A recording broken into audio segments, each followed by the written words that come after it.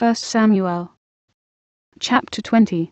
And David fled from Naioth in Ramah, and came and said before Jonathan, What have I done? What is mine iniquity? And what is my sin before thy father, that he seeketh my life?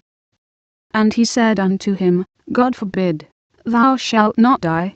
Behold, my father will do nothing either great or small, but that he will shew it me. And why should my father hide this thing from me? It is not so. And David sware moreover, and said, Thy father certainly knoweth, that I have found grace in thine eyes. And he saith, Let not Jonathan know this, lest he be grieved. But truly as the Lord liveth, and as thy soul liveth, there is but a step between me and death. Then said Jonathan unto David, Whatsoever thy soul desireth, I will even do it for thee. And David said unto Jonathan, Behold, tomorrow is the new moon, and I should not fail to sit with the king at meat. But let me go, that I may hide myself in the field unto the third day at even. If thy father at all miss me, then say, David earnestly asked leave of me, that he might run to Bethlehem his city, for there is a yearly sacrifice there for all the family. If he say this, it is well, thy servant shall have peace. But if he be very wroth, then be sure that evil is determined by him. Therefore thou shalt deal kindly with thy servant, for thou hast brought thy servant into a covenant of the Lord with thee. Notwithstanding, if there be in me iniquity, slay me thyself, for why shouldest thou bring me to thy father? And Jonathan said, Far be it from thee, for if I knew certainly that evil were determined by my father to come upon thee, then would not I tell it thee. Then said David to Jonathan, Who shall tell me? Or what if thy father answer thee roughly? And Jonathan said unto David, Come, and let us go out into the field.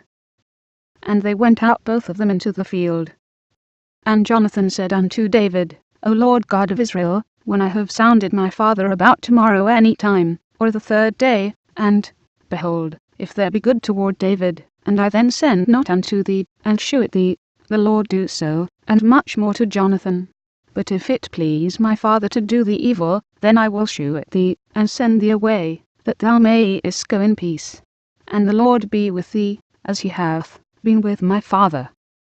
And thou shalt, not only while yet I live, shew me the kindness of the Lord, that I die not, but also thou shalt not cut off thy kindness from my house forever. No, not when the Lord hath cut off the enemies of David every one from the face of the earth. So Jonathan made a covenant with the house of David, saying, Let the Lord even require it at the hand of David's enemies. And Jonathan caused David to swear again, because he loved him, for he loved him as he loved his own soul. Then Jonathan said to David, Tomorrow is the new moon, and thou shalt be missed, because thy seat will be empty. And when thou hast stayed 3 days, then thou shalt go down quickly, and come to the place where thou didst hide thyself when the business was in hand, and shalt remain by the stone Ezel. And I will shoot 3 arrows on the side thereof, as though I shot at a mark. And, behold, I will send a lad, saying, Go, find out the arrows. If I expressly say unto the lad, Behold, the arrows are on this side of thee, take them, then come thou, for there is peace to thee, and no hurt, as the Lord liveth. But if I say this unto the young man, Behold, the arrows are beyond thee, go thy way, for the Lord hath sent thee away. And as touching the matter which thou and I have spoken of, behold, the Lord be between thee and me forever. So David hid himself in the field. And when the new moon was come, the king sat him down to eat meat. And the king sat upon his seat, as at other times, even upon a seat by the wall. And Jonathan arose, and Abner sat by Saul's side, and David's place was empty. Nevertheless Saul spake not anything that day, for he thought, Something hath befallen him, he is not clean, surely he is not clean. And it came to pass on the morrow, which was the 2nd day of the month, that David's place was empty. And Saul said unto Jonathan his son, Wherefore cometh not the son of Jesse to meat, neither yesterday, nor today? And Jonathan answered Saul, David earnestly asked leave of me to go to Bethlehem. And he said, Let me go, I pray thee, for our family hath a sacrifice in the city, and my brother, he hath commanded me to be there. And now, if I have found favour in thine eyes, let me get away, I pray thee, and see my brethren. Therefore he cometh not unto the king's table. Then Saul's anger was kindled against Jonathan, and he said unto him, Thou son of the perverse rebellious woman, do not I know that thou hast chosen the son of Jesse to thine own confusion, and unto the confusion of thy mother's nakedness? For as long as the son of Jesse liveth upon the ground, thou shalt not be established, nor thy kingdom. Wherefore now send and fetch him unto me, for he shall surely die. And Jonathan answered Saul his father, and said unto him, Wherefore shall he be slain? What hath he done? And Saul cast a javelin at him to smite him, whereby Jonathan knew that it was determined of his father to slay David.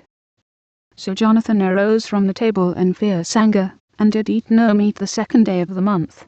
For he was grieved for David, because his father had done him shame. And it came to pass in the morning, that Jonathan went out into the field at the time appointed with David, and a little lad with him. And he said unto his lad, Run, find out now the arrows which I shoot. And as the lad ran, he shot an arrow beyond him. And when the lad was come to the place of the arrow which Jonathan had shot, Jonathan cried after the lad, and said, Is not the arrow beyond thee? And Jonathan cried after the lad, Make speed, haste, stay not. And Jonathan's lad gathered up the arrows, and came to his master. But the lad knew not anything, only Jonathan and David knew the matter.